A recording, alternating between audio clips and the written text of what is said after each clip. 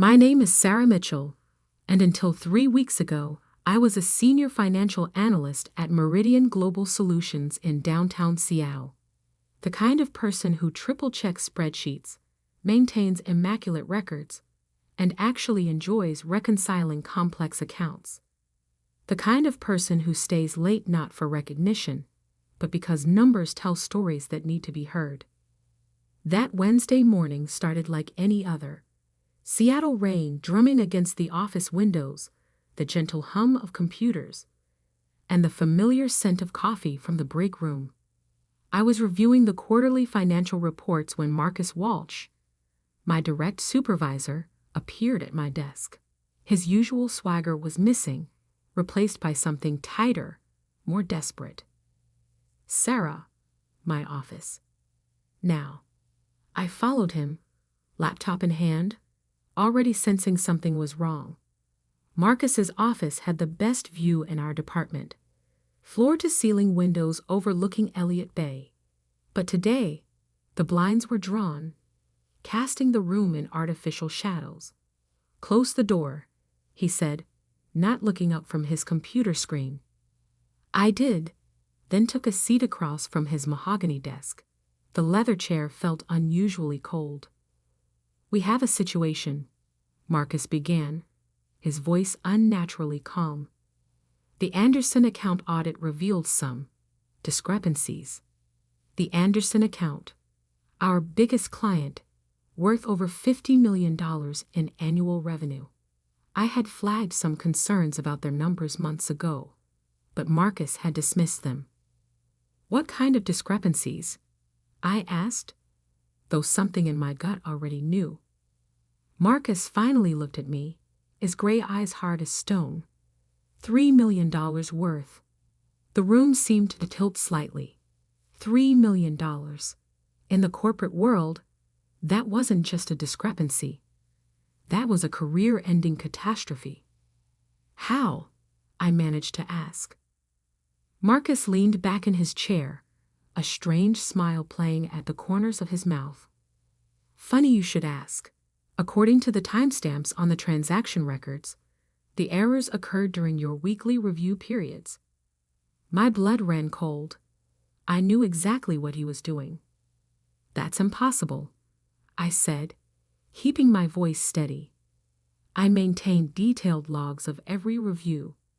There's no way I would have missed. The records show otherwise," he cut in smoothly. "And as your supervisor, I'm offering you a choice. Take responsibility for the oversight, accept a demotion with a minor pay cut, and we all move on. Or," he spread his hands wide, "well, falsifying financial records is grounds for immediate termination. Your choice." I sat there, heart pounding but mind surprisingly clear.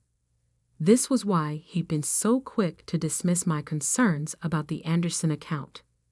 He'd been covering his tracks, laying groundwork, probably altering timestamps on documents. But he'd made one critical mistake. "You're right about one thing," I said, standing slowly. "The records do tell the truth. All of them, including the encrypted backup logs I maintain on our secure server. The ones that show exactly who accessed those files and when.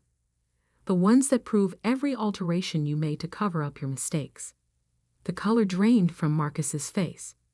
"You're bluffing." I smiled, the kind of smile that comes from knowing you've already won. "Check the backups, Marcus. I'll wait." His fingers flew across his keyboard, navigating through folders, his face growing paler by the second. I watched as he found them. Dozens of automated logs, each one meticulously documenting every change he'd made to the original files. "This is a misunderstanding," he stammered, his confidence evaporating. "We can work something out." "You're right again," I replied, gathering my laptop. "We can. I have a meeting with Linda Carter in internal audit in—" I glanced at my watch. 20 minutes. I'm sure she'll be very interested in working this out. "Sarah, wait," Marcus called as I reached the door. Think about what you're doing. I can make your life very difficult. I turned back, meeting his desperate gaze. No, Marcus. You already tried that. Now, I'm going to make your life very honest. The walk to Linda Carter's office on the executive floor felt like floating. My hands didn't shake as I knocked on her door. My voice didn't waver as I laid out the evidence.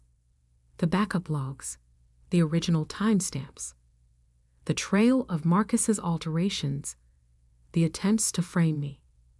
Linda, a sharp-eyed woman in her 50s who'd earned her reputation as the company's ethical backbone, listened without interruption. When I finished, she was quiet for a long moment. You understand the gravity of these accusations? She asked finally. Yes, I replied. That's why I brought proof. She nodded, then reached for her phone. Clear my afternoon, she told her assistant, and get me Gerald Thompson from legal.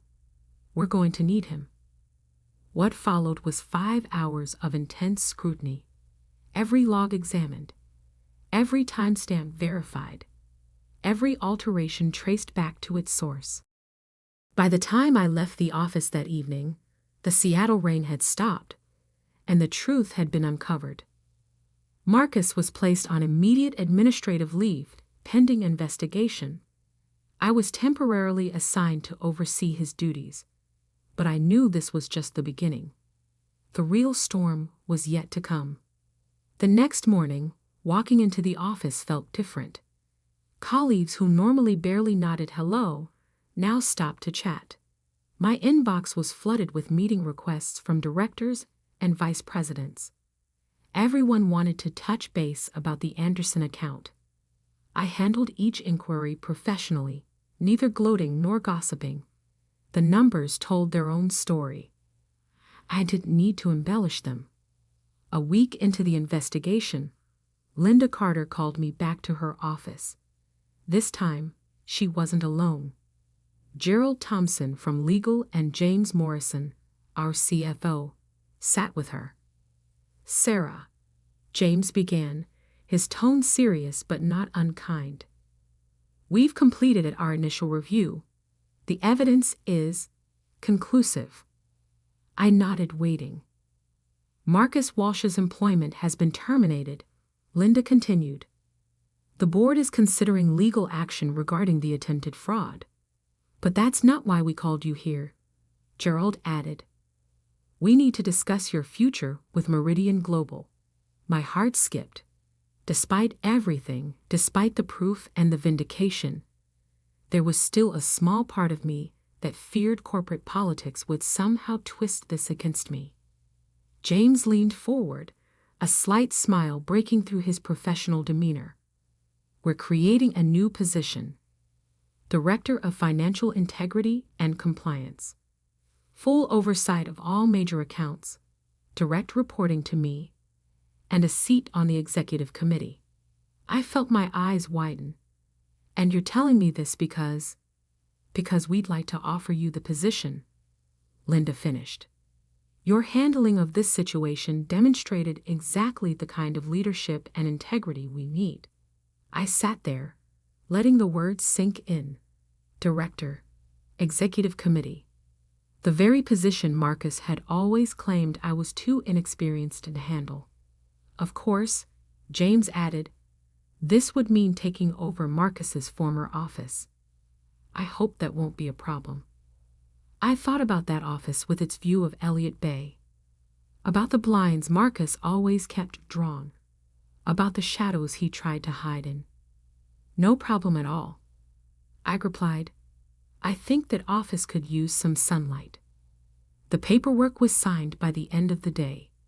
My new role would be announced company-wide on Monday. But as I packed up my old desk that Friday evening, I couldn't help but smile at the irony. Marcus had tried to force me to take a fall, never realizing he was actually giving me a boost. Someone had already cleared Marcus's office when I arrived Monday morning. The blinds were open, revealing a stunning view of the bay glittering under the rare Seattle sun. As I set down my box of belongings, my phone buzzed with a text from an unknown number. "You'll regret this. Nobody likes a whistleblower. Marcus." I saved the number but didn't respond. He didn't realize that this story was far from over. He thought he'd lost his job and his reputation. He had no idea what was coming next. I sat down at my new desk, opened my laptop, and began a fresh audit of every account Marcus had ever touched. Because if there was one thing I'd learned in all this, it was that numbers don't lie. People do. And I was just getting started. I spent my first week as director methodically reviewing every account Marcus had touched during his tenure at Meridian Global. The Anderson account discrepancy hadn't felt like an isolated incident, and my instincts were screaming that there was more to uncover. Late Thursday night, as most of the office had cleared out, I found what I was looking for. Buried in the Richardson Technologies audit from 2 years ago, subtle manipulations, carefully hidden transfers, numbers that didn't quite add up. Then the Blackwood Capital reports showed similar patterns. The Martinez Group too, each instance too small to raise immediate alarms, but together they painted a disturbing picture. My phone buzzed again. Another text from Marcus. "Hope you're enjoying my office. Don't get too comfortable. Everyone has secrets." I took a screenshot of the message and forwarded it to Linda in internal audit and Gerald in legal, then returned to my investigation. If Marcus thought he could intimidate me, he clearly hadn't learned anything from our last encounter. By Monday morning, I had compiled enough evidence to fill a banker's box. Not just accounting discrepancies, but a pattern of systematic fraud spanning nearly 4 years. The total amount made the Anderson account look like pocket change. I was preparing my report when Jessica from HR appeared at my door, looking uncomfortable. "Sarah, we've received some concerning allegations." I set down my pen. "From Marcus?" She nodded, sliding a folder across my desk. "He's claiming you accessed his personal files without authorization. Says you used them to frame him and steal his position." I opened the folder, scanning the accusations. Each one more outrageous than the last. I had hacked his computer, planted false evidence, conspired with others to orchestrate his downfall. The desperation in every line was almost pathetic. "Interesting timing," I said, pulling up my secure server access logs. "Would you like to see exactly when and how I accessed every file used in the investigation? All through proper channels, all properly documented." Jessica's relief was visible. "That would be helpful. And while we're at it," I added, "I have something else you should see." I shared my latest findings. The years of fraud, the multiple accounts, the careful cover-ups. Jessica's eyes widened as she went through the evidence. "This is extensive," she managed finally. "Yes," I agreed. "And there's more. Marcus has been sending me threatening messages." I showed her the texts. "I've already forwarded them to legal, but you should probably have copies for his file." She nodded, her HR professionalism warring with obvious shock. "I'll need to escalate this immediately." "Of course," I said. "I'm heading to a meeting with James and Linda about these findings anyway. You're welcome to join us." The meeting that followed lasted 3 hours. James Morrison, our CFO, sat at the head of the conference table, his face growing grimmer with each page we reviewed. $7.8 million, he said finally. Total fraudulent manipulations across 4 years and 6 major accounts. "That we found so far," I added. "I'm still reviewing the smaller accounts." Linda Carter shook her head. "The SEC will need to be notified." already prepared that report," I said, sliding another folder forward, along with a detailed timeline of discovery and all supporting documentation. James looked at me with newfound respect. "You've been thorough." "Numbers don't lie," I replied. "People do. I just let the numbers tell their story." Gerald Thompson, who had been quietly taking notes, finally spoke up. "Marcus's allegations against you were a mistake. They opened the door for a deeper investigation that might have taken months to initiate otherwise." "He's panicking," Linda observed, "making amateur mistakes." "Speaking of mistakes," I said, pulling up my email, "you should see what just arrived." It was an email from Marcus, sent to the entire executive team, attempting to expose what he called a conspiracy against him. Attached were documents he claimed proved his innocence, except they were the very files that showed his alterations most clearly. "He just authenticated the evidence himself," Gerald said, almost admiringly. "By sending these files from his personal email, he's confirmed they're genuine." James stood up, straightening his tie. "Sarah, work with legal to prepare a full disclosure for the board. Linda, coordinate with our external auditors. We need to get ahead of this." As everyone filed out, Linda lingered behind. "You know," she said quietly, "when you first came to me about the Anderson account, I thought you were either very brave or very naive. Now I realize you were something else entirely." "Oh," I raised an eyebrow. "Prepared," she smiled. "You didn't just catch him. You built an airtight case that even his desperate flailing can't damage." The next few days passed in a blur of meetings, audits, and legal consultations. Marcus's attempts at retaliation had backfired spectacularly, drawing attention to aspects of his fraud that might have taken months to uncover otherwise. Then came Wednesday morning. I arrived at my office to find James waiting for me. "The FBI is involved now," he said without preamble. "Marcus was arrested an hour ago. Apparently, this wasn't his first corporate fraud scheme." I sat down, letting that sink in. "Other companies?" James nodded. "2 previous employers. He'd been careful, changed his methods each time. But your investigation gave them the pattern they needed." My computer pinged with a news alert. The story had broken. Meridian Global executive arrested in multi-million-dollar fraud scheme. I scanned the article, noting how it praised the company's internal controls and swift action once the fraud was discovered. "The board is pleased with how we handled this," James continued. "Particularly your role. They've approved a new compliance initiative.